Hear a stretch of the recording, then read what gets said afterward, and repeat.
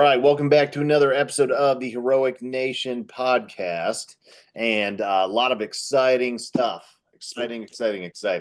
Hence the desk pounding.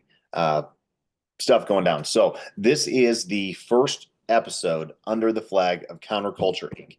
Counterculture Inc. consists of a collective of amazing podcasts and social media presences, way cooler than what I got going on.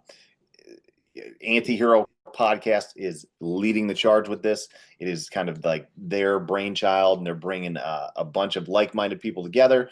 And definitely check it out. There are so many really kind of big names in the space that are being collected under this flag. So yeah, I mean, I'm honored to be part of it, and hopefully they don't kick me out for sucking. And I'll hang on for as long as I can, but they will have to kick me out because I will not leave willingly. They will have to fire me, and then I'll create some chaos as I leave. So I'm just kidding. I really will make them fire me, though. That I'm not joking about. But hopefully I don't. Hopefully I don't suck, and we continue to get better and bigger and spread the word, the good words.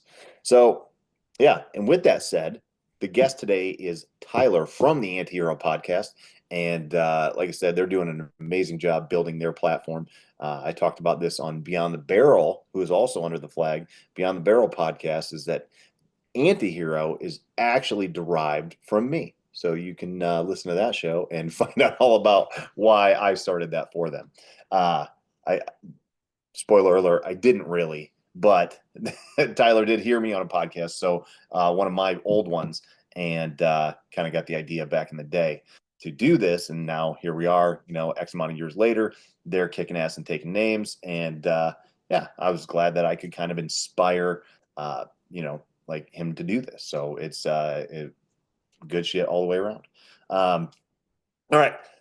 Before I get into the show, I want to let you know about the Heroic Industries School platform.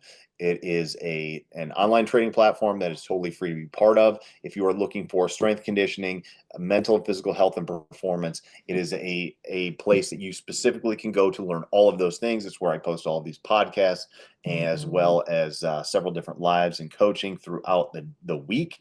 You'll also, if you want to have a training program, you got your 2 weeks for free. So you join the school platform, and then you are granted 2 weeks of training for totally free. And if you need help with anything else, then you just post in there and ask. You get access to me, some other coaches, and other people that are really trying to make law enforcement, first responders, and the tactical population much stronger, healthier, all the way around physically and mentally. So if you're interested in that, click the link, and I'd love to have you on board. So with that said, enjoy the podcast. We talked about a lot of cool stuff, and let me know what you think. Yeah, you are the professional. So, oh man, well, we're in between studios, so I got this like makeshift home studio set up. So, I haven't ever ran this setup. Well, I have but it's been like 3 months, so everything's working. So where are you at now? Like, where were you with the studio, and where are you going to? I mean, we were at First Responder Coffee Company warehouse, but he was subleasing his warehouse from a leasee, and the real leasee got into it with the industrial complex owner. The leasee left, leaving Brent as a subleasee with rights under contract, because he was under contract to sublease, but the owner's just running him out, trying to tow the cars every chance he gets. And so the studio is going to have its own standalone studio for the first time. It won't be attached to a building. Yeah. So, is the owner of the building that he's renting from friends with Tim Kennedy by chance? I mean, that's part of the problem. Dude, it's weird that you don't know, when people are assholes to you or ghost you, you're like, what the fuck? And they drew their line in the sand, which I respect. But we had people that just lost contact with us, and we're like, oh, and it's like, we'll go check them out, and it's like, oh, they pledged loyalty to the other camp, which is cool. Like I said, I respect that. I'd rather a man draw a line and say, I'm not going to associate with you, rather than play both sides. The other camp. That's funny, man. So like I'm watching this kind of from the outside, and it's, I mean, to me, it's pretty, it's pretty obvious. It's like there's one perspective, there's another perspective. Like, why not have a conversation instead of acting like WWE drama? Like, that's what it looks like. It looks to me like old school West Side Barbell, where it's like, Dave Tate gets pissed at Louis Simmons, gets pissed at this guy, and then all of a sudden these big ass tough motherfuckers are all at each other's throats, and they're all starting their own gyms, and everybody's talking shit about everybody else. It's like, why don't you guys just take a fucking breath and It sells though. The only people that benefit, Tim Kennedy doesn't benefit from it. We do.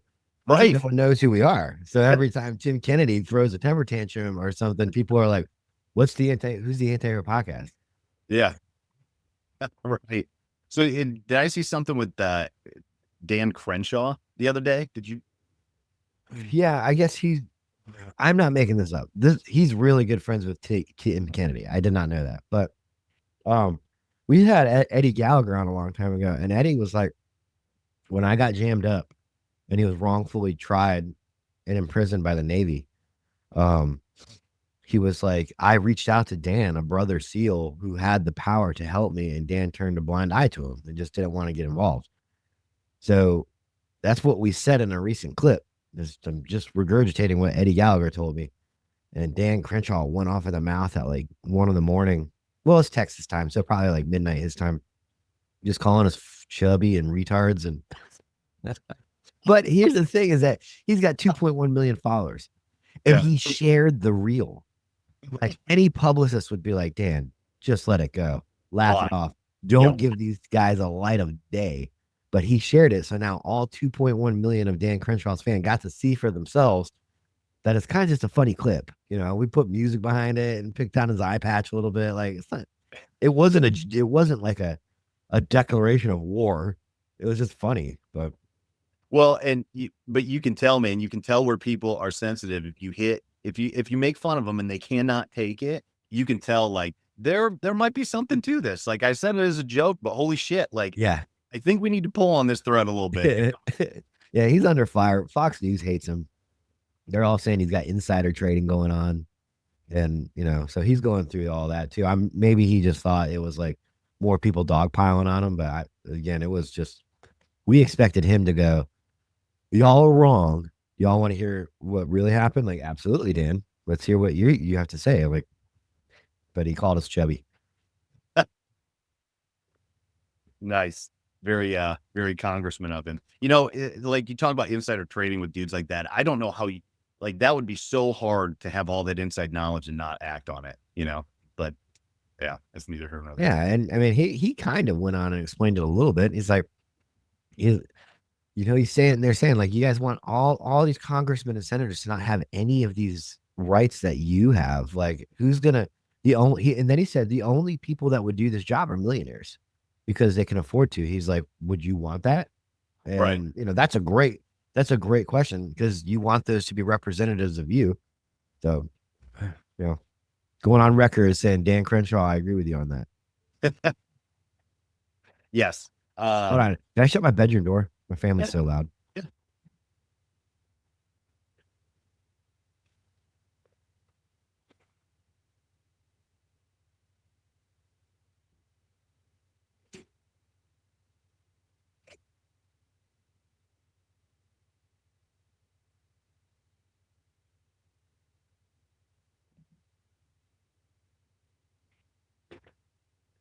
All right, I'm back.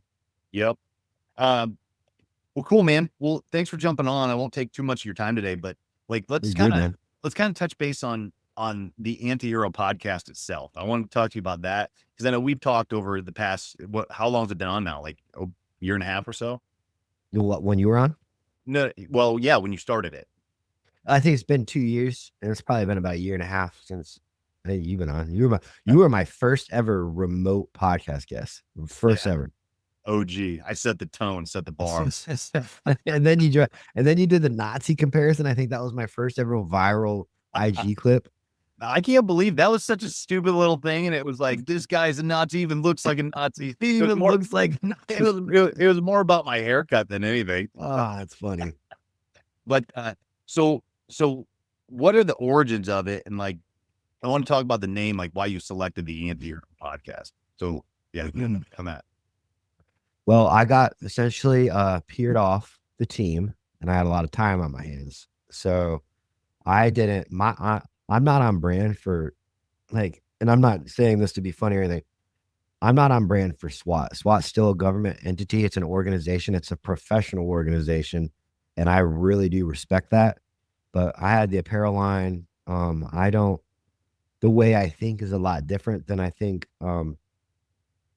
A lot of not really even teammates. The chain of command thought different, and so I was there were some hot heavy hitters on the team that wanted me gone, so I was cut, and then I had a lot of free time on my hand. So I was like, well, I'll just do this podcast idea. I've thought about doing it for a while, and all I did was really just do. I just did a couple days worth of research that you would do for anything. I'm gonna go restore this car. I don't know anything about it, so I'm gonna go research it. So I buy the right shit type thing, and then I just stuck with it every week. And the name, man, I was gonna call it. I was gonna call it something so gay. I was gonna call it "Step It Up Podcast," because when you're like, when you're like, I need you to step it up, like, and then I was like, that just sounds like the dance movie.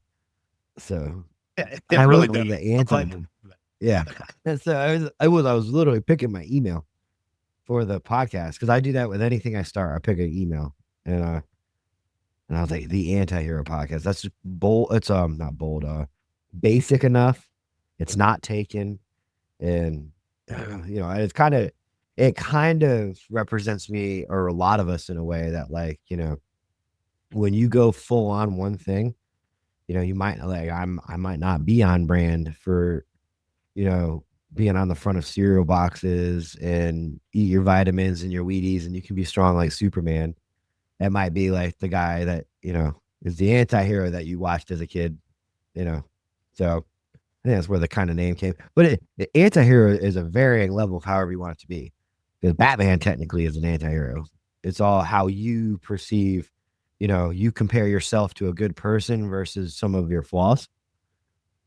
And I feel like a lot of people can resonate with it. Yeah. So when I saw that, like my brand is Heroic Industries. So it's like, I was like, that's really cool. When you put that out, Anti-Hero, I was like, this is gonna be fucking cool, whatever it is. Like, cause we had talked a little bit. And then when you put that out, I was like, that's gonna be super, super cool. The name alone. And that was one of those where I was like, fuck man, I wish I maybe should have gone with that. Like Yeah. when you hear that stuff, you're like, shit, that was a good idea. And I was so close. But I really think that that the concept of heroes and anti-heroes is super important, especially for anybody in like tactical world, police, first responders. And then understanding that that is like, that's not a permanent state. Like whether you're the virtuous hero or the anti-hero, like you said, Batman, like Batman blends those lines. And even if you watch like the newest, Deadpool and Wolverine, they're both anti-heroes until the very end. Then they have this like transformative process that they actually come back as a virtuous hero. So it's like if you want to get into the psychology of it, it's really, really deep and it's really cool. And I think that on the job, we blur those lines all the time because you can't work like actually work in law enforcement without being an anti-hero some of the time, And Yeah. with the more it gets harder to do to blur those lines now with all of the surveillance that we have. But to be a good cop, I think you need to embrace both sides of that coin. Mm-hmm. Yeah. Because I mean, I joke about it all the time, but how could you know what's wrong if you've never at least been in the room with wrong? Not saying you partook in it, but we all grew up. We were all young men. We've all seen people break the law. We've all seen bad things happen. We might have just been like, ugh, I don't want anything to do with that. But and it goes back to like the classic case of like the best cop out there is probably the worst family man. He probably cheats on his wife. He probably has a drinking problem. When I say probably, I shouldn't say it. Probably is a strong word, but could have some of those bad flaws that people just go, well, but he's, we respect the fact that he's a fucking super cop and he would die for anybody out there, and he works long hours and he's well respected, and you know, so it's kind of like the anti-hero. Like we don't, might not want to put him on the face of the company, but he goes out there and does the work. Yeah, it's using maybe a good way to put it's like the means might be a little gray of how he gets the job done, but Yeah. we're all driving towards the same goal, you know. And a lot of times the anti-hero will get it done a lot faster and get the, you know what I mean? Like, because Yeah. And around all we those were hoops.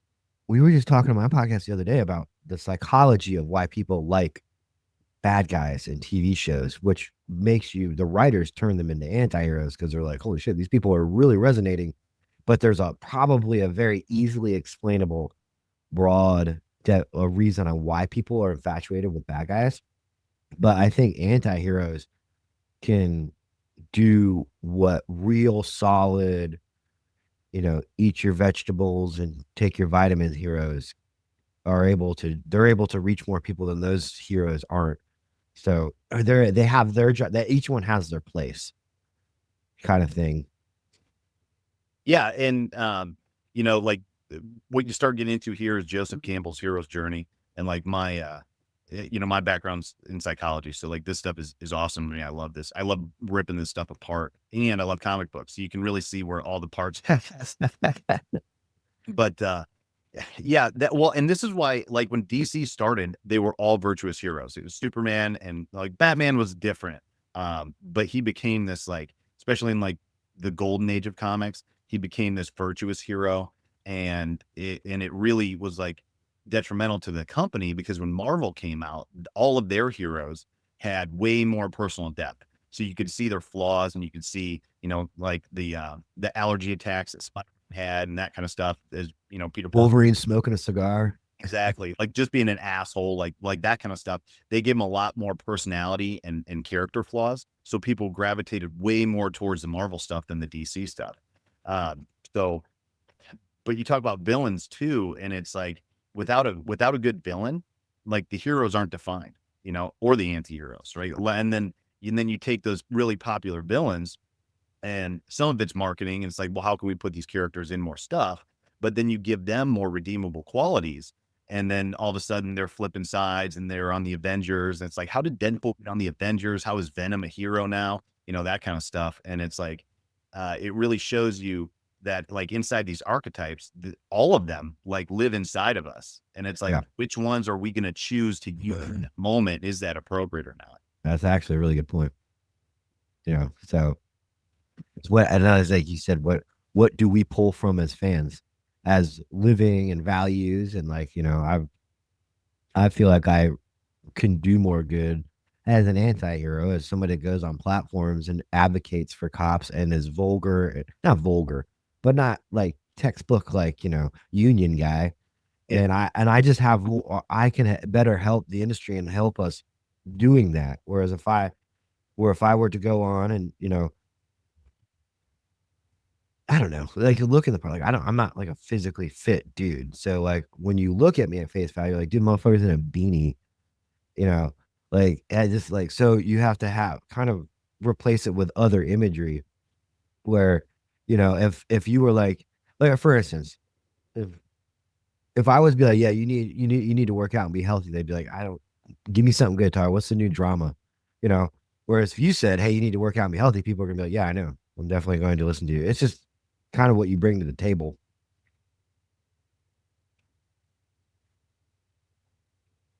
So when you started the podcast, what was your ultimate goal of it?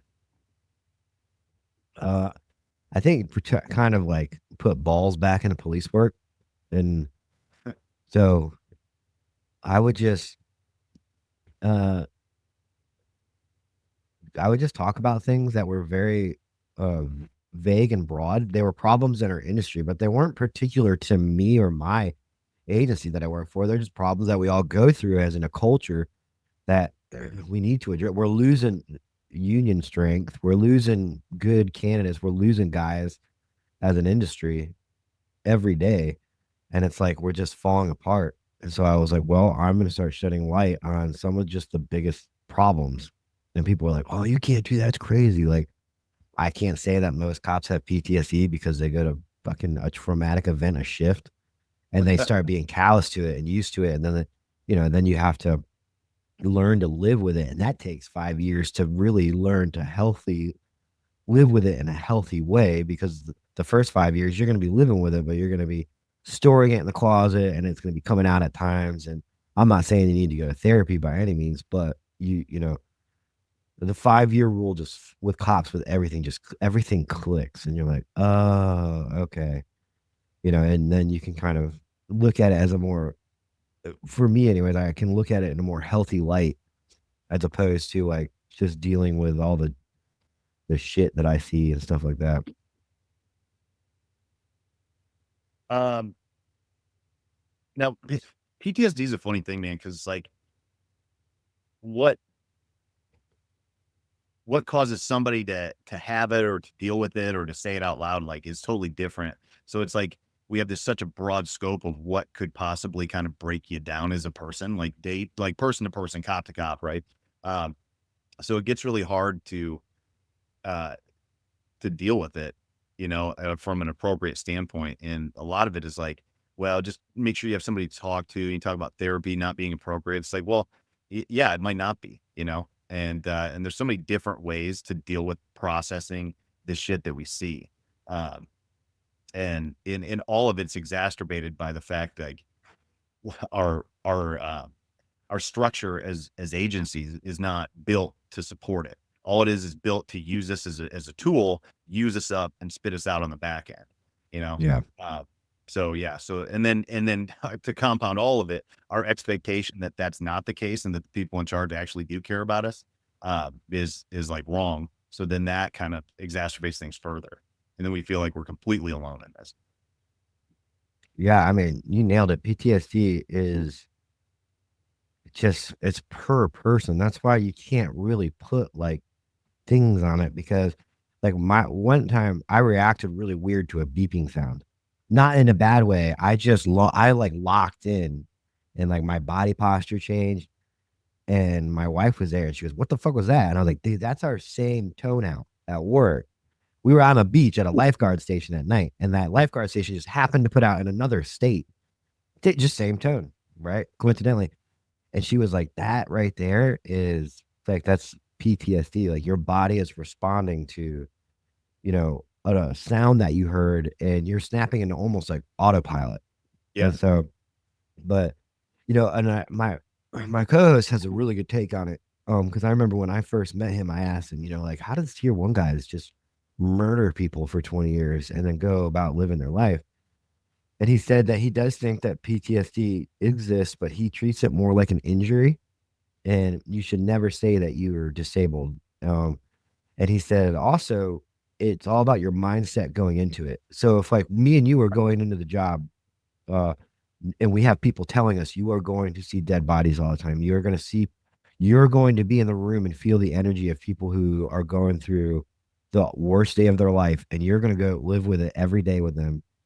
You're going to be put in situations where you're about to pull the trigger and kill somebody, and then you're not going to, and then you're going to have to go to a call that is routine after that. And if you have people prepping you for this for years and you decide to put the badge on, I think you're way less likely to fall to symptoms of PTSD. Whereas if you read the pamphlets about helping your community, and then you go through that, you're like, dude, this sucks, because you weren't bracing yourself for it. You weren't preparing for it. Yeah, that's 100% true. And if you look at the psychology behind that, right, that is framing appropriately. And that's what, like I get a lot of questions when I'm on other people's podcasts and stuff about PTSD and thoughts on that. And I totally agree with what Brent said about like, it's a PTSI, post-traumatic stress injury versus disorder. Yeah. Because that puts a more internal locus of control. Like you're in charge of that injury. You can heal an injury. If you're Yeah. you're just fucked up, right? So like, that's a way better view of it. And also like, yeah, you see the pamphlets, you see the stuff like, come help your community. Look at all the diversity we have. Everyone is fun. Everybody loves each other. And- Everyone is fun. right. That's really what, like, I know on our end, like, that's what it looks like. And it's like, Okay, come fly drones, come direct traffic. Look how happy everyone is. Be a PIO, be an SRO, like be these happy positions where everybody loves you. But they don't show the middle of a domestic when people are bloody and pissed off and drunk as fuck, wanting to throw you into walls. Yeah. And if you really understand that prior to, like, this is not an if, it's a when. And it's how many times, right? And it's like you have to put the frame in context to make it appropriate. Otherwise, it's completely inappropriate. I say the same thing about like football, right? So like my kid plays football and he's going to be a senior this year, and every year I make him read the label on his helmet and says this game's really dangerous, you can get paralyzed or dead. Now, do you still want to do it? And it's like, yeah, I do. Okay, so now you know the expectations. This is a violent sport, so when you get a head injury, like you don't get pissed off or confused. Like Yeah. it's what it is. Yeah, that's actually a really good point. As far as like the subconscious of protecting your head, where this isn't out, we're not out there playing lacrosse, contact sport, but it's still like this is for you are in what do you want to you are going to be hit every play. It's not a matter of if I'm gonna get hit this play, every single play. So I think like the subconscious of protecting your head is is activated because you are made aware of how dangerous this is, and you give the green light. I still want to do it. Yep. And you know it's not healthy, and you know that it's going to come at a cost, and you're willing to take that risk anyway. That gives you a lot more control. And if you put that in context of what we do, it's like every shift I know when I put my shit on the same way I do every day and go to work, that there's a chance that all these fucked up things could happen or shit that I haven't even thought about yet. And like that, you take ownership of it, and it really helps you prepare.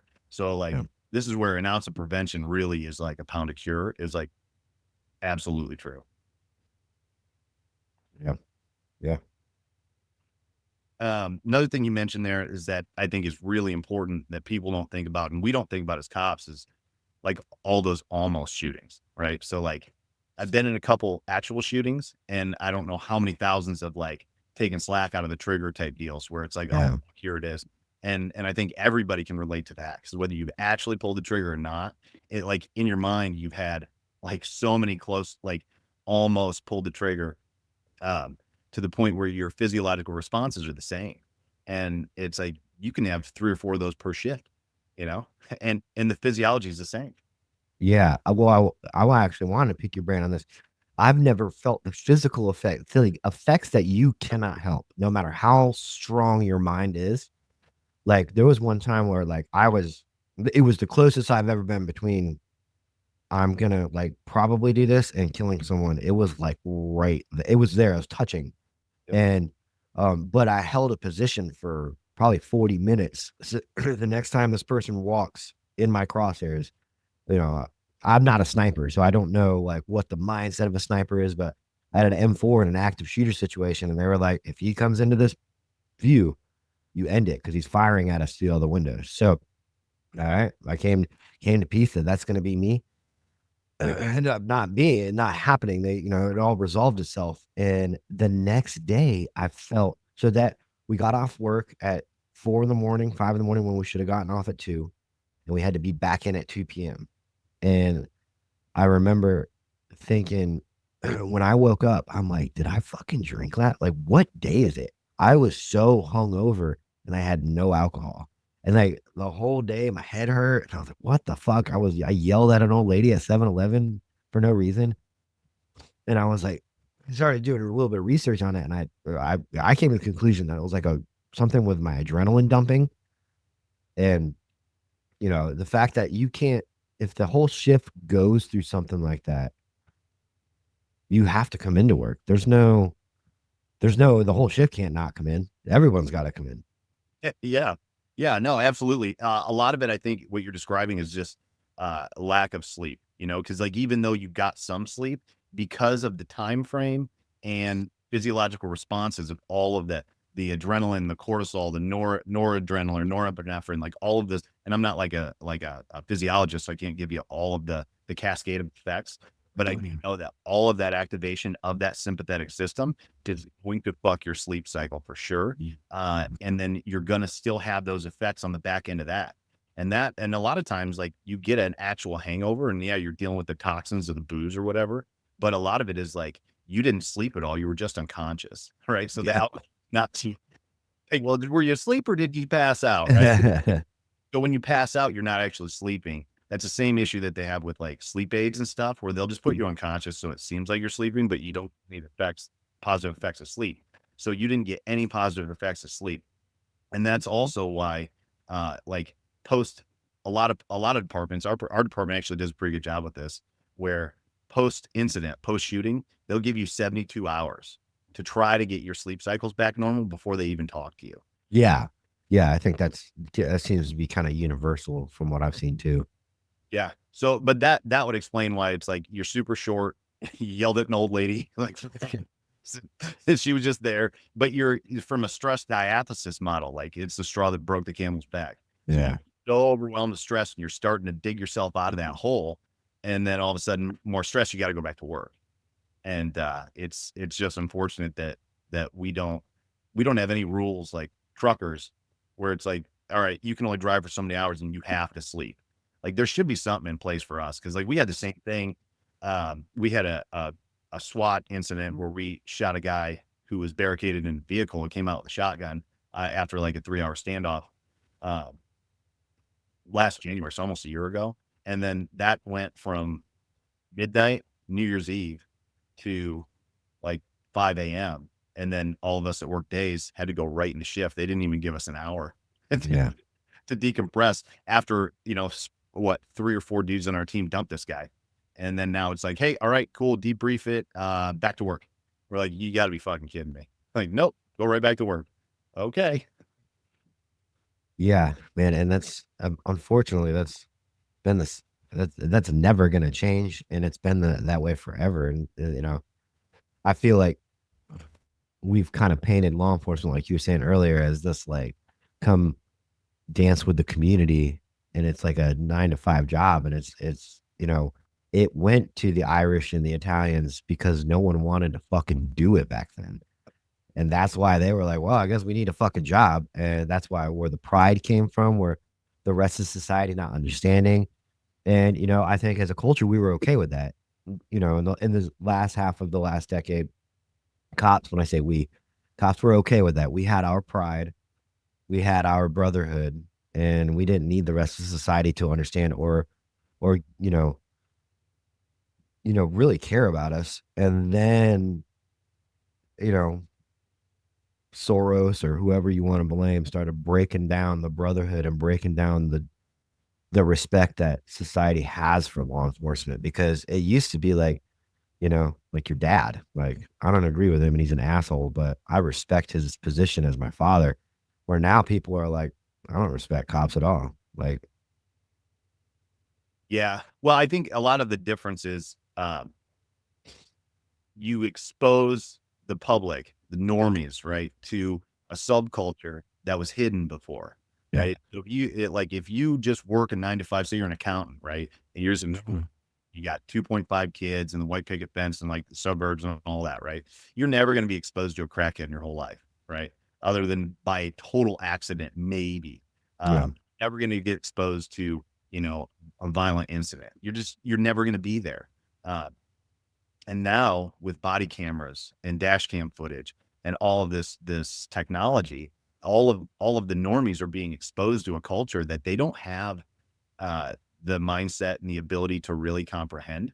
So now it's like they're just believing what they're told because that's what they do. And yeah, it's, well, you should never even see this because, like, what is this? That's why the Supreme Court has a standard of a reasonable officer, not a reasonable person. Because a reasonable person would never do the shit that we do. They would never even, whoa, they would I never even, never knew that, dude. That's like crazy. they would never even attempt it. So, like, I have a Congress or a state rep, right? That's a buddy of mine. And I was explaining this to him. I'm like, would you ever, because he didn't understand that concept at first. And I was like, listen, when I go to a traffic stop and the dude doesn't stop and he's throwing a gun out the window and he's driving 80 miles an hour down an alley and I'm following him, would you do that? He was like, fuck no, I wouldn't do that. I'm like, exactly. So based on that, you have to judge an officer on what a reasonable officer would do, not a reasonable person. Because a reasonable person would never even engage in that. Yeah. Let's just like somebody, you were standing on, you were with somebody. Let's use the new vocabulary. You're standing there with somebody in crisis in a safe distance, and they brandish a knife, right? You got damn Anthony, you probably got near 20 years experience. 17, yeah. That based on their body posture and what you know about that person in this call, you might not even flinch or care because you know that, but you know that you're safe and that nothing's going to happen. But that another person put in your shoes is probably going to blow them away. Like, well, they pulled a knife out, because, well, you're an officer. You had 15 plus years in training and putting your body through this over and over and your mind through this. Like, you know, I never knew that. That's crazy. Well, I never realized that it's a reasonable officer, not a reasonable person. That's Yeah, cool. well, and that's super important to understand about police action shootings and use of force. And that's where like 2020, like hearing, like seeing all these dipshits on the internet about like, oh, the police can do this. It's like, no, like you don't even understand Granby Connor, Tennessee versus Garner, the reasonableness objective. Like if you don't understand these base level things, you have no business in the conversation. It'd be like me talking about calculus with somebody. Like I can tell you what it is, and that's about it. But like I am not good at math. I've never been good at math, but for some reason I think I have the right to have an opinion about calculus. Like shut Well, the I say this all the time, dude. All the time. Even the most respectful places that make your meat. If you were scrolling, eating your chicken nuggets, and you saw a video, you'd be like, "Oh, don't want to watch that," and you keep scrolling because it's just something you're like, "I know what happens. They provide me these chicken nuggies, and I'm going to eat them." And I respect the fact that I don't. They don't make me know what happens to get these chicken nuggies. It's the same thing. Law enforcement is providing you a service, and it's like, man, when Karen calls about, you know, the the weird person on the side yard at midnight and you go out there and you're a hero in her eyes, but she might be the same person at 9 a.m. to be sipping coffee with her other Karens talking about how you might not need to be so violent. And in her opinion, like, oh, thanks. Well, and what's funny is like if that same lady did have somebody trying to get through her window, she would want you to kick that dude's ass, right? And she would have no problem with it. But if she saw that her neighbor was, and say it was at her neighbor's house and she watched it, and it's like, oh, well, that was too much. But not if it's at my house, it wouldn't be. Yeah. But it's like this inability to connect, like the same thing, man. Yeah. Same exact thing. And it's that, and it's also me as a person and me as a father and a husband. Like, I don't have to risk my safety and health for you to feel better about an apprehension. I'm so sorry. That's not how it works. People are like, why does it take five guys to, five cops are beating the shit out of this guy? No, it's taking five cops to arrest this dude because he's high as shit. He just committed a couple felonies and they're actually trying to safely apprehend him Yeah. rather than it's one on one and nobody's coming for me. It's probably going to be the worst outcome for that dude, like worst, because I'm not high. I can feel everything. And, so it's a lot of this, jujitsu stuff. I absolutely go train jujitsu, go because it's a great pastime. I've never heard of anybody quit it and go, that shit sucked. I hated it. I've only heard good things. But at the end of the day, I am not required to go do jujitsu 3 times a week to safely apprehend you. If it warrants it, I will punch you in the fucking face as hard as I can multiple times until you're either going or you comply. And and I don't have no, none of the policies are being rewritten saying you can't use anything you've ever been able to use. They just want you to use BJJ because it looks better. Yeah, well, and this, oh man, so like now you're starting to get into like the marketing of jujitsu coaches in the space of law enforcement, i.e., the Gracies. And so funny story. When they released, did you see that safe wrap system that they released a while back? Yeah. So like Yeah. it's a fucking twisted arm control. And I saw that and I started making some posts and sharing some people's posts. It's kind of like your Tim Kennedy thing on a way lower scale, right? Yeah. Yeah, about what's his name, Henry Gracie. And like, dude, this is bullshit. Like you can't just claim this is safe and sell it to, agencies. And I got blocked. So he blocked me. I can't get into Really? Yeah, I think I got like 5,000 followers or something. He blocked me and a bunch of other people, but yeah, so like jujitsu is great and it's great for a lot of stuff, but it's still like you can still strike, you can still break people's noses, like, and you want to talk about de-escalation. I'm a firm believer that a lot of times de-escalation is increasing the violence as hard as you can within the law for one time. You know what I mean? Like if I elbow you and I break your collarbone, let's say, right? You're not going to fight anymore. Depending on the context, like that might be totally appropriate. Yeah. I've had a lot of fights that I've ended with a punch that was landed square. The dude didn't want to fight anymore, and then I used jujitsu to handcuff him. Right, Yeah. uh, and a lot of And times, it de-escalates itself the entire time.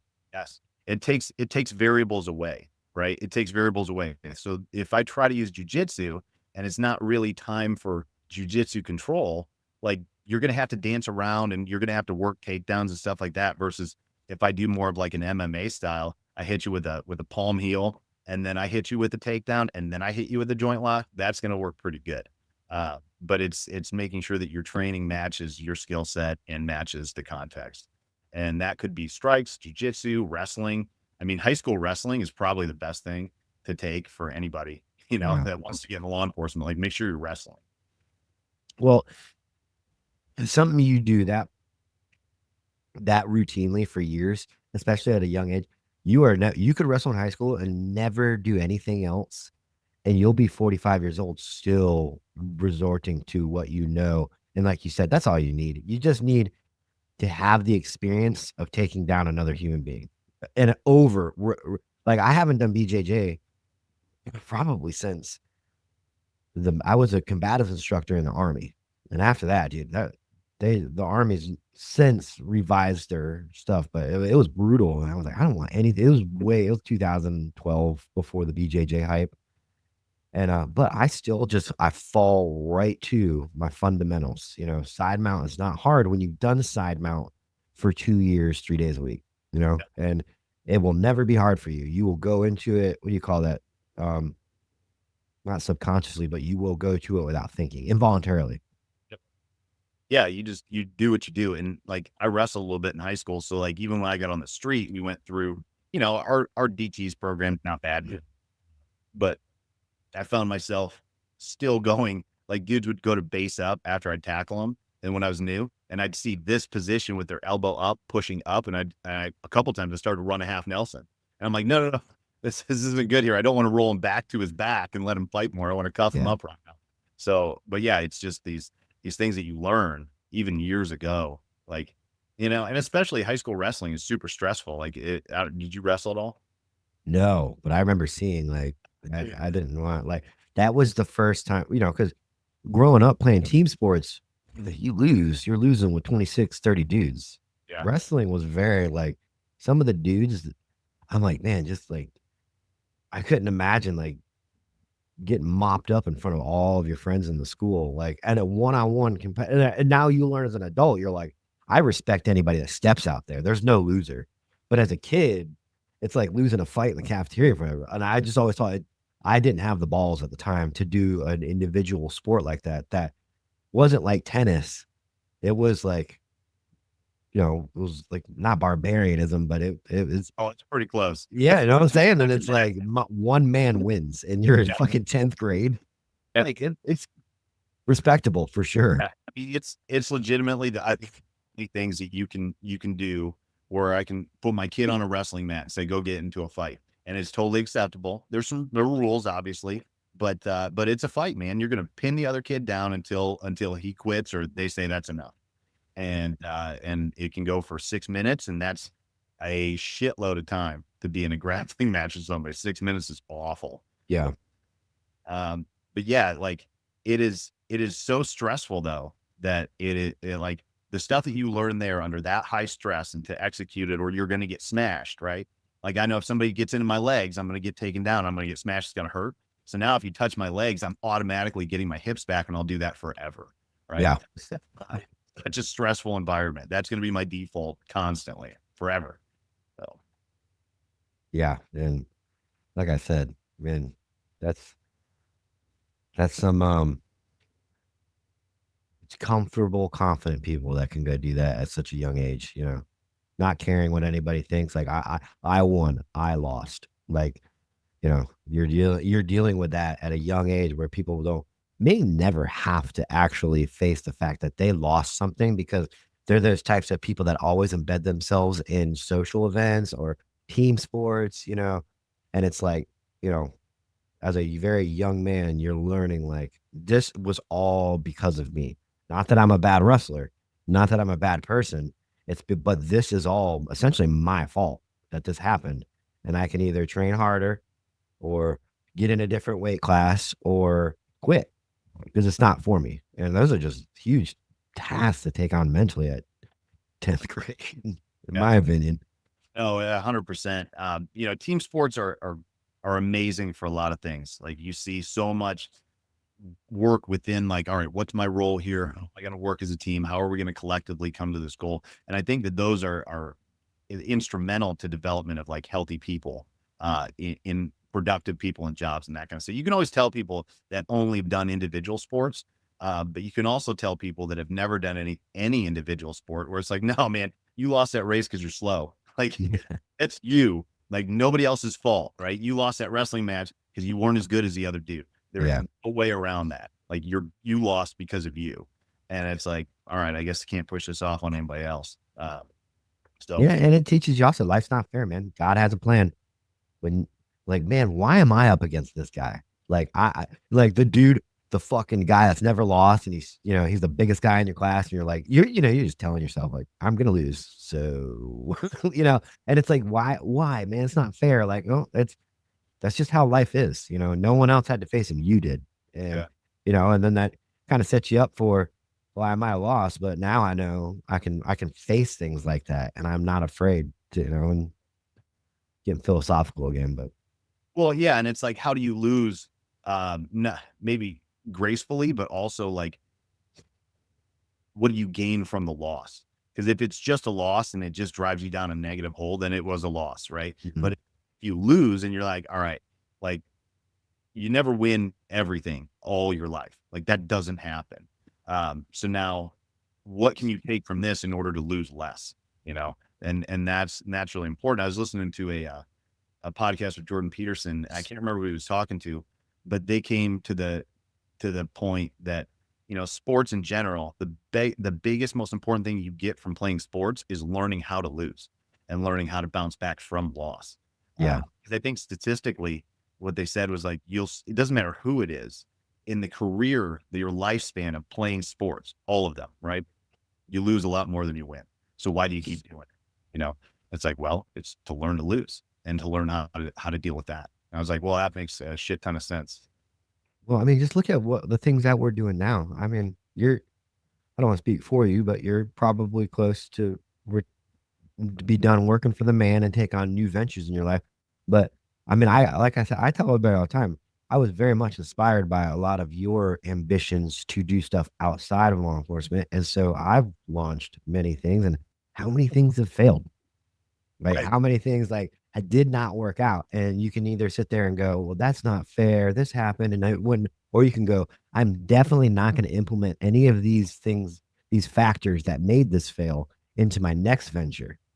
And now your next venture is more successful because, a failed business. And luckily, I mean, I've had things fail where I didn't invest my entire life savings into it. That would be awful, but that shit happens.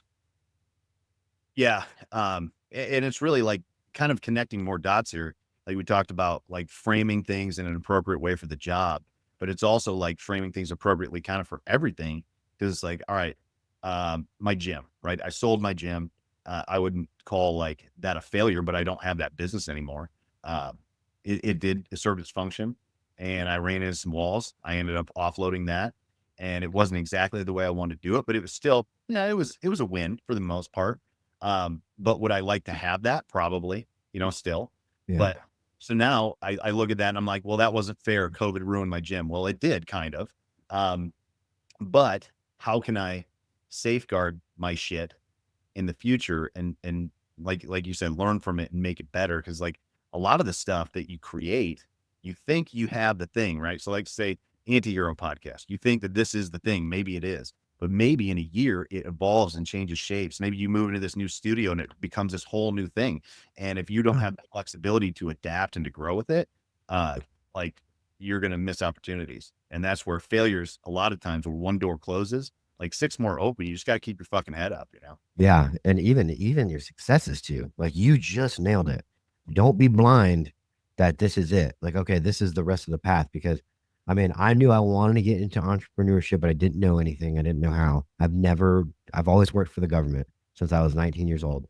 So I started a t-shirt business because everybody was saying like, dude, I can't like a t-shirt business. It teaches you the basics. It teaches you marketing, teaches you like really basic business skills that I didn't go to college for. So, and then at the end of the day, it's not like I'm wheeling and dealing, $50,000 deals, it's a $29 t-shirt with 10% off, and so with that, but because I was like, damn, I need to advertise this, but I had no money. I was like, I need to get on podcasts, which is probably how I found yours. And I was looking for cop podcasts and there just wasn't any out there or enough that I could find. So I was like, light bulb, I'll create a podcast that's just the advertising arm for my t-shirt company, which then I created the anti-hero podcast and that took off better than my t-shirt company. Yeah. So, and then because I started the podcast, all kinds of just opportunities are presenting themselves because of that podcast. What you said, I might be able to start a new career somewhere where the only reason I had that opportunity was because of the podcast. Just somebody I happened to meet. Like, hey, what's up, man? So, Yeah. Switching back to law enforcement a little bit. I know you've talked before about like leadership in law enforcement, and I've got some opinions on this too. What do you think about like the leadership landscape of law enforcement right now? I think it's always been, um, your hard charging sergeants and maybe some lieutenants, and then there's that fine line of mini politicians. And I think cops, at the end of the day, when they're like, all right, I'm done, I'm hanging up my cop hat, I'm going into politics, and that could be at the rank of lieutenant. But we're losing supervisors, the guys that you look up to, the guys that protect you. Do you know the sergeant with 23 years on that no fucking little piece of shit lieutenant's gonna fuck with? Yeah, I want to be under that sergeant. Like, and those guys used to be very prominent, and they are retiring, and no one's filling their boots. And um, so okay, well that's a problem. And then admin and brass, that's not gonna change. That's probably been around since the beginning of war. You know, I want to move up in rank. I'm going to not consider the culture. Like, who wants to tell the the position above them, we got a lot of problems here? Or are they going to say, no, we're fixing it, sir. Everything's great. Okay. You know, good job, man. And all your troops are like, well, that's not accurate at all. Yeah. Yeah, I think that that the structure is what the structure is. And I made the comment probably, I don't know, maybe a year or two ago now. There was some jockeying around in the admin, right? We got new chiefs coming in who are going to replace people, and everybody's jockeying for everything else, and everything's up in the air. So it's like, listen, you're only going to get promoted to anything above lieutenant because you're buddies with the people in charge. That's it. They were like, well, that's not fair to say. There's some good ones. I said, no, there's some people that we like who are good for us, but other people don't like them. Yeah. So it's like the only reason that they're there is because they jockey for it. It's not like you bring your resume up to the chief and you go, I'd like to be a captain, right? No, that's not really how it works. I think that there's an interview process for this. I think that they just kind of like do lunch dates and people jockey for position, and that's how it goes, man. I've never. Yeah. And you nailed it. There's guys that like, hey, if I had to pick anybody to be the new lieutenant, I'm picking this guy. He wants it. Okay. There's that. He looks after us. And there's nothing wrong with growing as an older cop and going, okay, I'm going to go up the ranks, but I I want to represent the dudes. You're not, you're going to have an uphill battle for the rest of your life. You're going to be swimming upstream while all the cocksuckers are going right by you.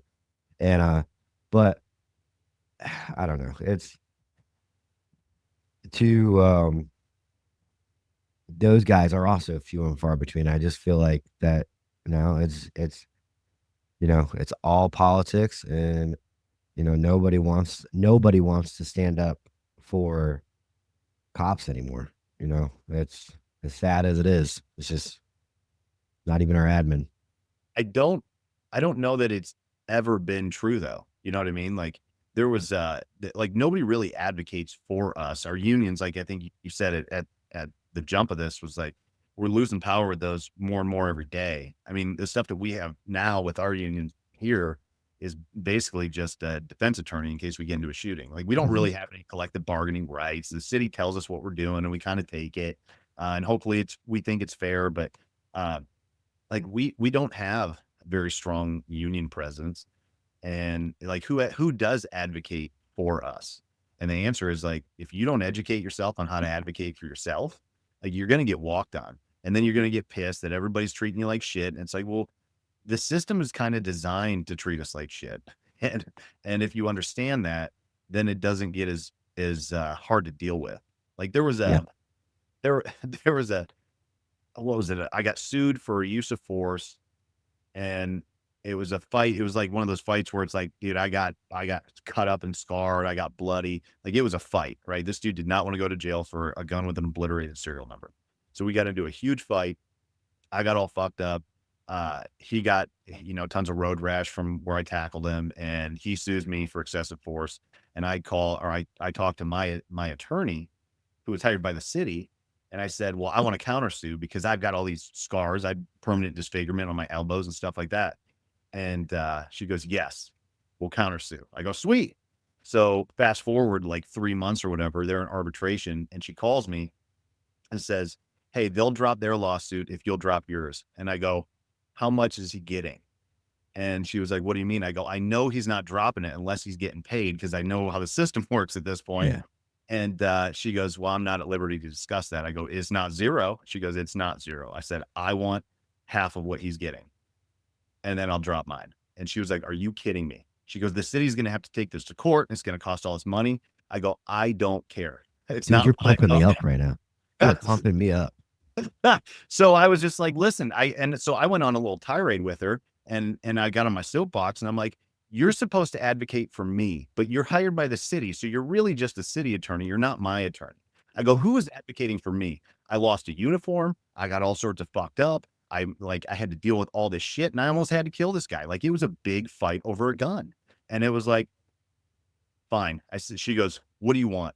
I go, I don't know. I'd at least like my uniform replaced. And she goes, how much? I said, $350. Dude, I could have said like 3,000, and they would have been like, done. We'll give you a check. So the city ends up paying me to drop my lawsuit and him to drop his. I was like, this is ridiculous. Now you're paying both parties to drop a lawsuit that this guy's all for. You're having to expose the fucked up, flawed system.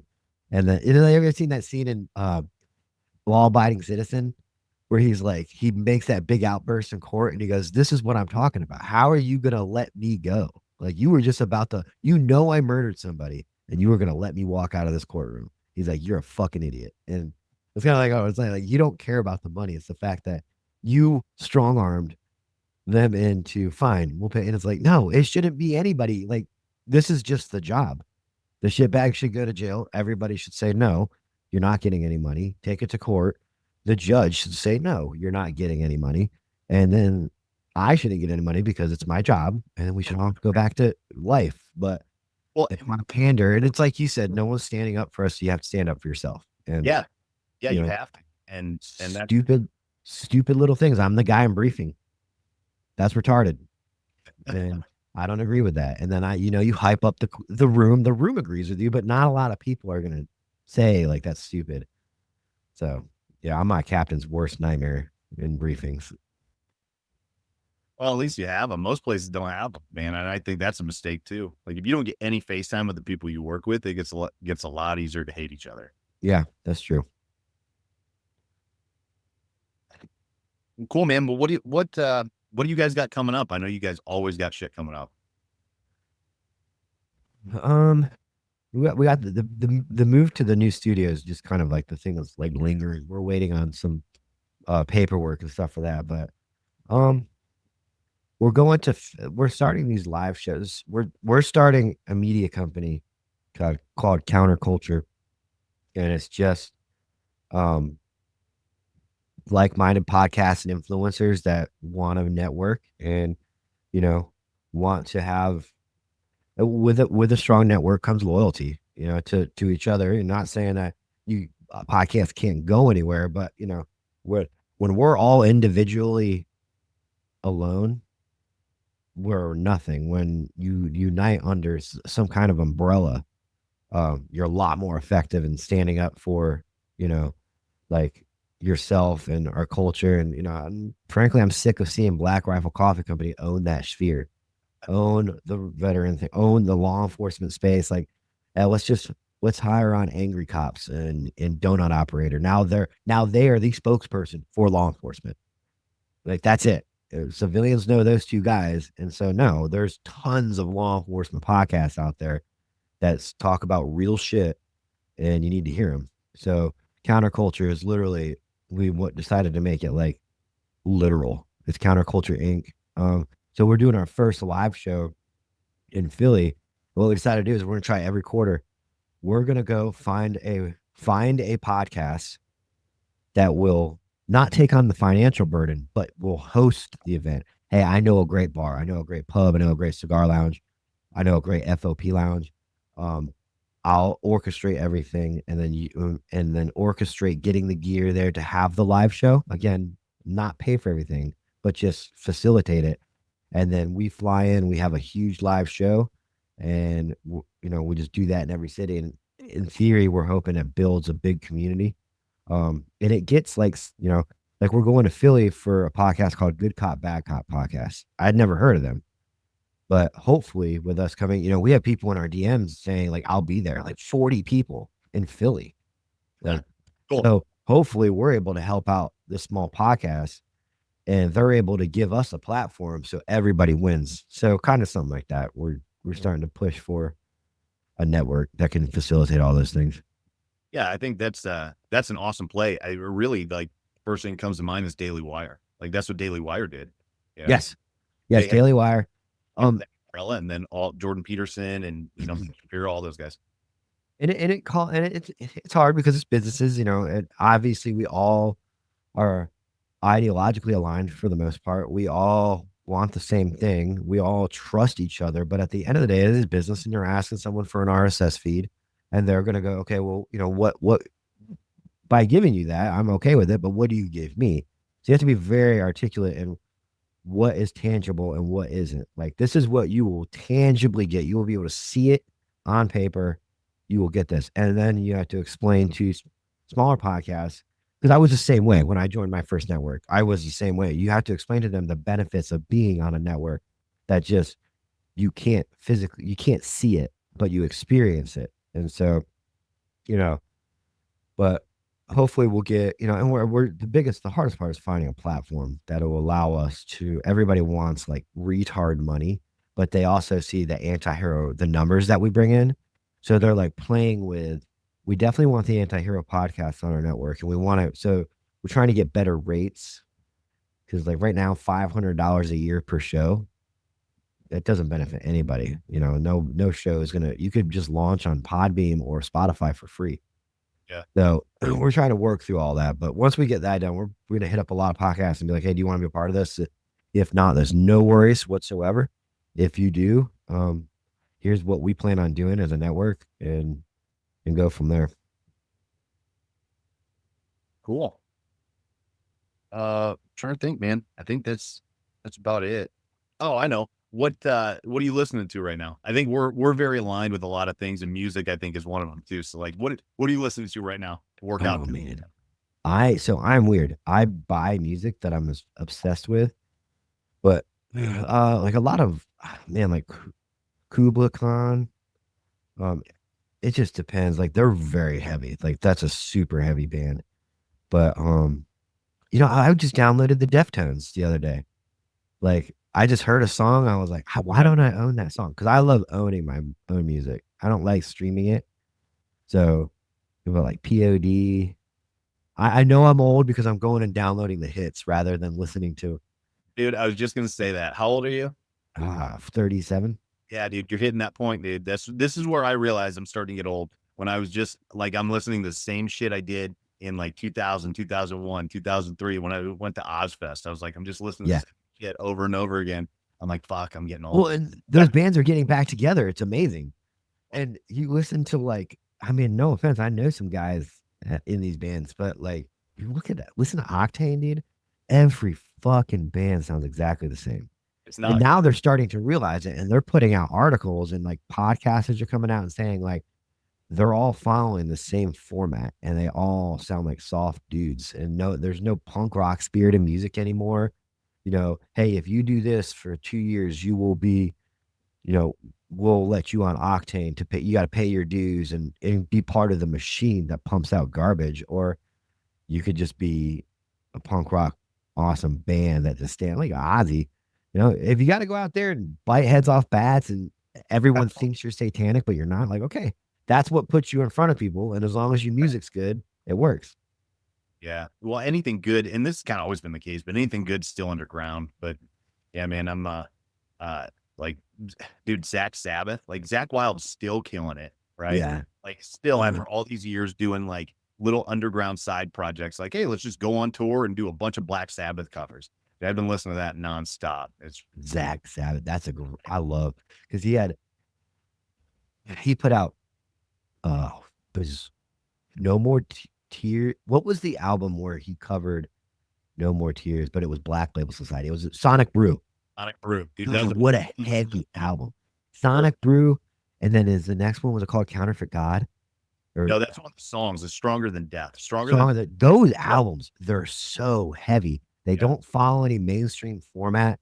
That's just a dude in his guitar writing the heaviest songs he can. And I'm like, man, those are such good albums. And then 1919 Eternal.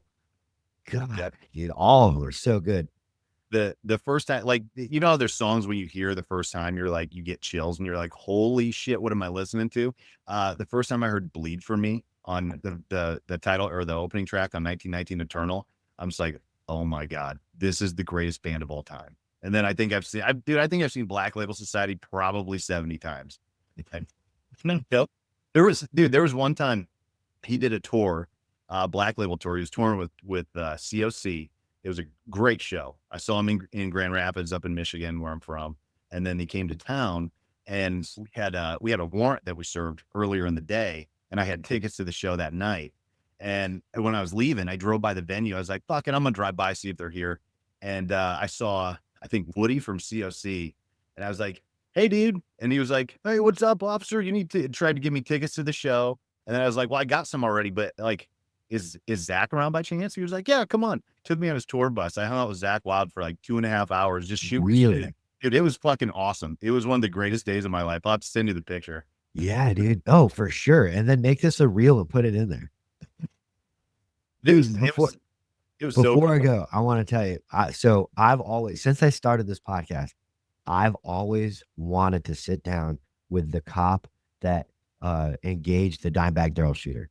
yeah. I have extensively tried to reach this man, and every single person, like I put out feelers on Instagram, Yeah. 40,000 followers, got probably 15 replies from Columbus PD people. Like that's how many Columbus PD people. Everyone came back. He is off the fucking grid, dude. You cannot Okay. reach him. He, it really fucked him up. One of those things where he was not, you're probably going to get coffee or dinner, and then all of a sudden, the craziest call at a nightclub comes out. You're 2 minutes away. You go into autopilot. You fix the problem, and then it becomes a mainstream thing, and you were involved in it. And they said that it really fucked him up. He eventually went to work for the fleet, the fleet department. He became a civilian, and then retired and changed his numbers, and even his close friends on the job cannot get in touch with him. And I was like, man, how cool of an interview would that be Oh, to sit man. down with like the guy, like tell us from a cop's perspective how crazy that was and how you dealt with the PTSD. Oh, yeah, that would be amazing. That would be amazing. I'm not far from there. I'm gonna start working on that too. Yeah, dude, that would be awesome. Wow, with that. But yeah, so when that happened, that was what year? 2005. 4, I think. That was 2004. Yeah. So I was in college just seeing that Damage Plan tour like 2 months earlier. Really? Indiana. Yeah. And I was looking at the dates. Yeah, it was my senior year of college because I was still playing football. So I went in the spring, and then I think football started, or maybe it was in a few months later. But yeah, they were in Columbus, and I was like, well, shit, that's only like 3 hours away, 2 hours away. Like it was an awesome show. I think Hatebreed opened, Shadows Fall. Like it was a great tour. And I was like, man, we should go to that. And then that happened. I was like, holy shit, because that was in December. That was the same day John Yeah. left. Yeah. Yeah. But yeah, I almost went to that show. And then later that next summer at Ozfest in Columbus, they had that dude. I remember seeing him. He was on the wings of the stage, and they introduced him, like, this is the motherfucker that shot or that killed Dimebag Shooter. And he was there. He kind of pumped his fist, and that was it. Whoa. Yeah. Yeah. Damn, dude. Yeah, because I went to Ozfest 2005. That was when it was either Judas Priest or Iron Maiden was the headliner. Yeah, because they headlined like back to back. That was when I was going every year. I can't remember which was which, but 2005 was one, and I think 2006 was 2006 was the last Ozfest I ever went to. Because then it started becoming, it went from Ozfest started as a one-time thing in like 96 or something. yeah. And then once it became the tour, I started going in 2002. And I went every year until 2006. And then 2007 was where Warped Tour definitely just smoked it. Like Warped Tour put it in the ground. And so Ozfest started consolidating back to single shows.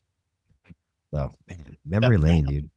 Ozzy was getting pretty tore up too. I don't think he could handle the massive touring. But I was pumped though. A lot of those, like every other year, it felt like it would be Ozzy headlining and then Black Sabbath. So I love the fact that I can say I saw Black Sabbath like 2 or 3 times with the original lineup. Like, fuck yeah. Oh, and on top of that, man, I don't know if you still do, but you're like, man, I went from 9 a.m. to 11 o'clock at night in the lawn. Yeah.